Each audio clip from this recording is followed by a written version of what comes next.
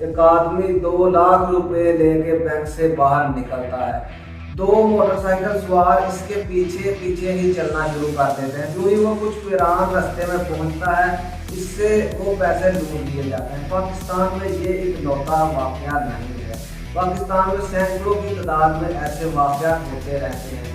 دن بدن پاکستان میں جرائم کیوں بڑھ رہے ہیں؟ پاکستان کیوں جرائم پیشہ افراد سے آزاد نہیں ہو سکتا؟ کیا پاکستان خود جرائم پیشہ افراد بناتا ہے؟ کیا پاکستان جرائم پیشہ افراد کے کنٹرول میں ہے اور پاکستان کو جرائم پیشہ افراد ہی چلا رہے ہیں؟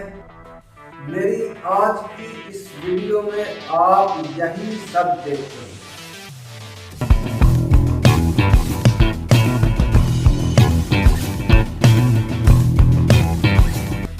پاکستان میں بڑھتے جرائم کی 3 اہم وجوہات ہیں۔ ایک، عدل و انصاف کی عدم فراہمی، دوسری بے روزگاری، تیسری عزت کا معیار اور عوام کی سوچ۔ تینوں پر ہی ہم باری باری بات کریں گے۔ سب سے پہلے عدل و انصاف کی عدم فراہمی۔ جہاں کہیں بھی کسی کو انصاف نہیں ملے گا، وہیں پہ بغاوت جنم لے گی۔ بغاوت اس سسٹم سے جس نے اسے عدل و انصاف فراہم نہیں کیا۔ انسان اپنا حق لینے کے لیے قانونی اور غیر قانونی دونوں ہی طریقے آزمائے گا اور اپنا حق وصول کرے گا۔ ایسی صورت میں جب وہ غیر قانونی طریقے اپنائے گا تو اسے مجرم قرار دے دیا جائے گا۔ یعنی ایک تو چوری اور دوسرا سینہ زوری، وہ بھلا کیسے؟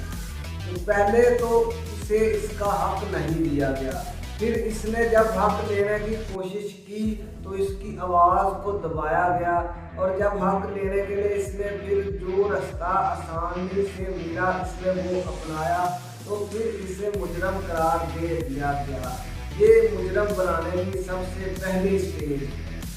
جرائم کے بڑھنے کی دوسری بڑی وجہ بے روزگاری ہے۔ ایک نوجوان جو بالکل کام کرنے کے اہل ہے اور کام کر بھی سکتا ہے لیکن اس کے پاس کرنے کے لیے کوئی کام نہیں، تو وہی انرجی جو اس نے ایک بامقصد کام میں لگانی تھی، اب وہ اپنی انرجی بے مقصد کاموں میں خرچ کرے گا۔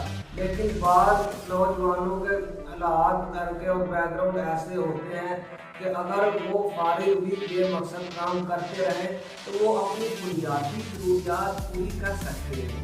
لیکن اگر گھر کے حالات ایسے ہیں کہ اس کے گھر والے اس کی بنیادی ضروریات پوری نہیں کر سکتے اور وہ خود روزگار کمانے کی کوشش تو کرتا ہے لیکن کوئی روزگار مل نہیں رہا، تو یہ بہت سنگین صورتحال ہے۔ یعنی اس کے پاس انرجی تو ہے کام کرنے کی اور اس کی بنیادی ضروریات کی تکمیل بھی نہیں ہو رہی۔ اب ایسی صورت میں یہ انرجی استعمال ہوگی بے مقصد قسم کے کاموں میں اور ایسے کاموں میں جس سے پھر وہ اپنی بنیادی ضروریات پیدا کر سکے۔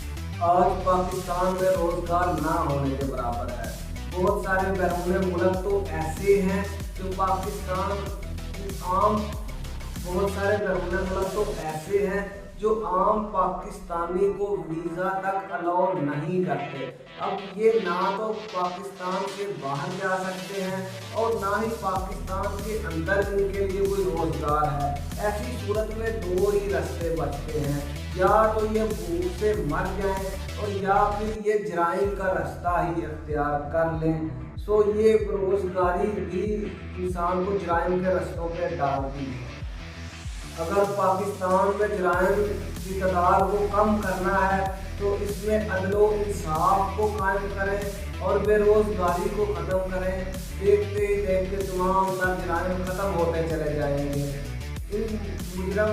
ان مجرموں کو اور جرائم پیشہ افراد کو قتل کرنا، مارنا، پیٹنا، جیل میں ڈالنا اس کا حل نہیں ہے۔ یہ ایسے ہی ہے کہ جیسے ایک درخت کے آپ پتے توڑ رہے ہیں یا شاخیں توڑ رہے ہیں، لیکن چونکہ اس کی جڑیں موجود ہیں، تنا موجود ہے، تو وہ پتے اور شاخیں اور بھی آ جائیں گے۔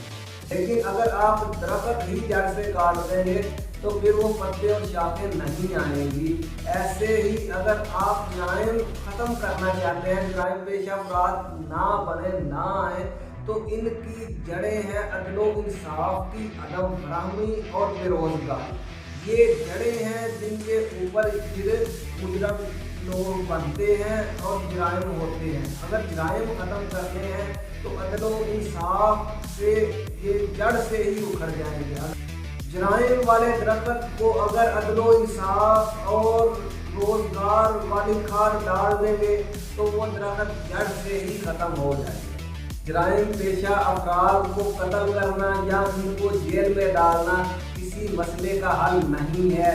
ये ऐसे ही है जैसे किसी दरख्त के पत्ते और टहनियाँ काटना, और ये फिर वक्त के साथ साथ दोबारा निकल आएंगी। आप काटते रहेंगे, ये उगती ही रहेंगी जब तक ये दरख्त ही काट ना जाए, ये आती रहेंगी। और ये दरख्त क्या ये है अदलो इंसाफ की अदम फराहमी और बेरोजगारी, ये इस दरख्त की जड़ें हैं। ये दरख्त जो जराइम पेशा अफराद हैं और जराइम का एक पूरा सिस्टम बना हुआ है, इसकी बुनियाद में अदलो इंसाफ की अदम फराहमी और बेरोजगारी है। अगर बेरोजगारी ख़त्म हो और अदलो इंसाफ फराहम हो तो ये दरख्त जड़ से ही उखड़ के गिर जाएगा और फिर भी जराइम पेशा अफराद पैदा नहीं होंगे। तीसरा था इज्जत का म्यार और अवाम की सोच। जब यही जराइम पेशा लोग तादाद में ज़्यादा होते जाते हैं और अपने साथ के और लोगों को भी साथ में शामिल कर लेते हैं तो ये गैंग बन जाता है। अब इस गैंग के मेंबर अपने आप को गैंगस्टर्स कहते हैं। ये डंके की चोट पे चोरियाँ, डाके, कत्लो गारत वगैरह करने शुरू कर देते हैं।